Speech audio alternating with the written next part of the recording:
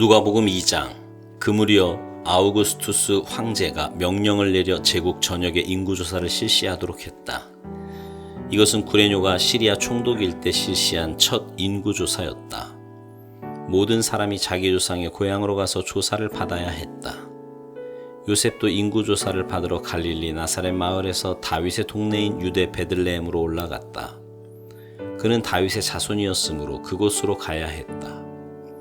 요셉은 약혼녀 마리아와 함께 갔는데 그녀는 임신 중이었다. 그들이 거기 머무는 동안 출산할 때가 되었다.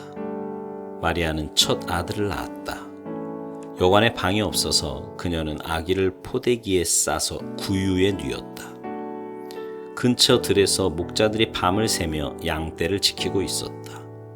그때 갑자기 하나님의 천사가 그들 가운데 서고 하나님의 영광이 그들 주위를 두루 비추었다. 목자들은 두려워 떨었다. 천사가 말했다. 두려워 마라.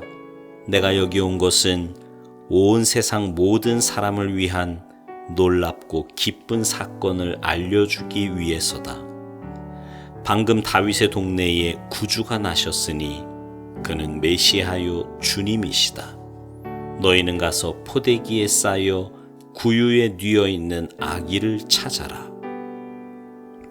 어느새 어마어마한 천사 합창대가 나타나서 그 천사와 더불어 하나님을 찬양했다. 높은 하늘에서는 하나님께 영광, 땅에서는 그분을 기쁘시게 하는 모든 사람에게 평화. 천사 합창대가 하늘로 물러가자 목자들이 서로 의논했다. 어서 베들레헴으로 가서 하나님이 우리에게 계시해 주신 것을 우리 눈으로 직접 보자. 그들은 그곳을 떠나 한달음에 달려가서 마리아와 요셉과 구유에 누워있는 아기를 찾아냈다. 목자들은 두 눈으로 직접 보고 믿었다. 그들은 만나는 모든 사람에게 천사들이 그 아기에 대해 해준 말을 전했다. 목자들의 이야기를 들은 사람들은 모두 깊은 감동을 받았다. 마리아는 이 모든 것을 마음 깊이 간직해 두었다. 목자들은 보고 들은 모든 것으로 인해 하나님께 영광과 찬송을 돌려드리며 벅찬 가슴으로 돌아갔다. 정확히 자기들이 들은 그대로 되었던 것이다. 여드렛째에 할례를 행할 날이 되어 아기의 이름을 예수라고 지었다. 이는 아기가 잉태되기 전에 천사가 전해준 이름이었다. 모세의 규정에 따라 정결 예식을 치를 날이 되자 마리아와 요셉은 아기를 데리고 예루살렘으로 올라갔다. 어머니의 태에서 처음 난 남자는 누구나 하나님께 거룩한 제물이 되어야 한다고 규정한 하나님의 율법에 따라 아기를 하나님께 바치려는 것이었다.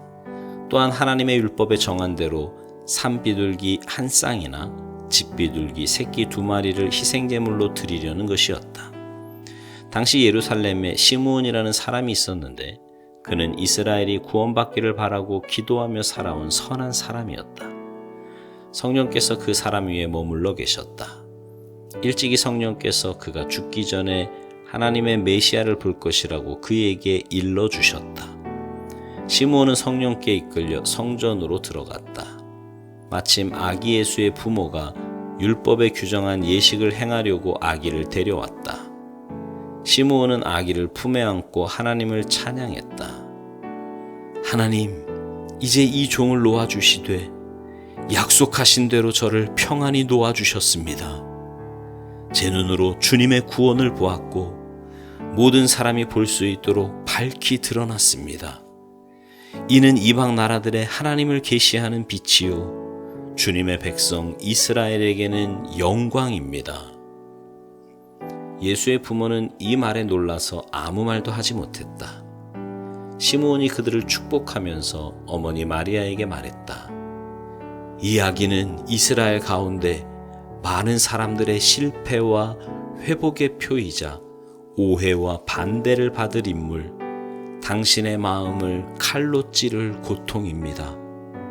그러나 그 거부는 오히려 그들의 가면을 벗겨내어 마침내 하나님께 그들의 실체를 드러내실 것입니다. 야셀 지파 바누엘의 딸인 예언자 안나도 거기에 있었다. 안나는 나이가 아주 많았다. 그녀는 결혼하고 7년 만에 혼자 된 이후로 84살이 되도록 과부로 살았다. 안나는 성전 경내를 떠나지 않고 금식하고 기도하며 밤낮으로 하나님께 예배를 드렸다. 시므온이 기도하고 있는 바로 그때에 안나가 나타나 하나님께 찬송을 드리면서 예루살렘의 해방을 간절히 기다리는 모든 사람에게 이 아기에 대해 이야기해 주었다. 마리아와 요셉은 하나님의 율법에 규정된 일을 다 마치고 갈릴리에 있는 자기 동네 나사렛으로 돌아왔다. 거기서 아이는 튼튼하고 지혜롭게 자랐다. 하나님의 은혜가 그 아이 위에 머물러 있었다. 해마다 6월절이 되면 예수의 부모는 예루살렘으로 순례길을 떠났다. 예수가 12살 되던 해에 그들은 늘 하던 대로 6월절을 지키러 올라갔다.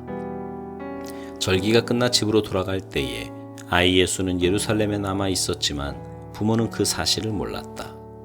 그들은 순례자의 무리 어딘가에 아이가 있겠거니 생각하고 꼬박 하룻길을 가서야 친척과 이웃 가운데서 아이 예수를 찾기 시작했다.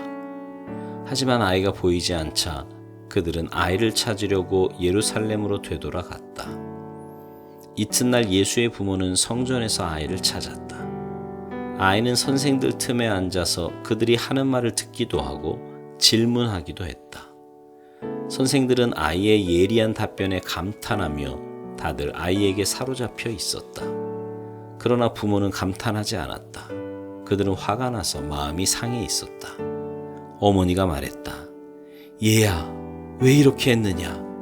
내 아버지와 내가 너를 찾느라 정신이 없었다. 아이가 말했다. 왜 저를 찾으셨습니까? 제가 여기 있으면서 제 아버지의 일을 해야 할 줄을 모르셨습니까?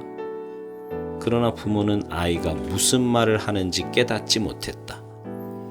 아이는 부모와 함께 나사렛으로 돌아와 부모에게 순종하며 살았다. 아이의 어머니는 이 일을 마음 깊이 간직해 두었다. 예수는 하나님과 사람들의 축복을 받으며 몸과 마음이 자라며 장성해 갔다. 아멘.